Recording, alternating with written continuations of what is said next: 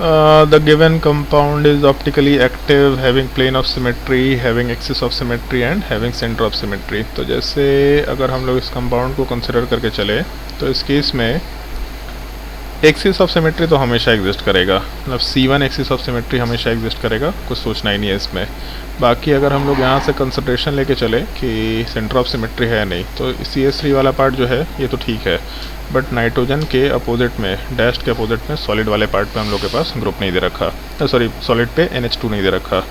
तो अगर एक पार्ट सिमेट्रिकल नहीं है तो दूसरा पार्ट बाय डिफ़ॉल्ट सिमेट्रिकल नहीं होगा।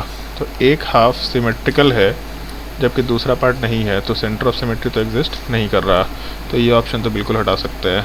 और अगर एक नॉर्मल वेज डैश प्रोजेक्शन के किसी पार्ट में सेंटर ऑफ सिमेट्री एग्जिस्ट नहीं कर रहा, बेसिकली एंटी कन्फर्मर है, क्योंकि CH3 और CH3 अपोजिट डायरेक्शन में जा रखा, तो जो हम लोग का एक्लिप्स्ड फॉर्म एंटी फॉर्म टाइप का स्ट्रक्चर है, अगर एंटी कन्फर्मर में सिस सेंटर ऑफ सिमेट्री नहीं है तब उस केस में हम लोग का POS भी एग्जिस्ट नहीं करेगा, ये बिल्कुल फिक्स हम लोग बोल सकते हैं। तो हैविंग प्लेन ऑफ सिमेट्री ये भी नहीं है, तो प्लेन ऑफ सिमेट्री नहीं है, सेंटर ऑफ सिमेट्री, ये मतलब कंपाउंड ऑप्टिकली एक्टिव होना चाहिए। ऑप्शन 1 एंड 2 बोथ कंसिडर करते हुए काम कर सकते हैं हम लोग।